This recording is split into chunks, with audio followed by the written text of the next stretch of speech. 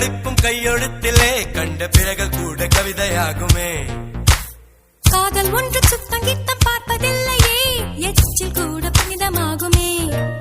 குண்டு மல்லி 2 ரூபாய், உன் குந்தலேறி உதிரும் பூ கோடி ரூபாய். பஞ்சு மிட்டாய் 5 ரூபாய், நீ பாதி தின்று தந்ததால் லட்ச ரூபாய்.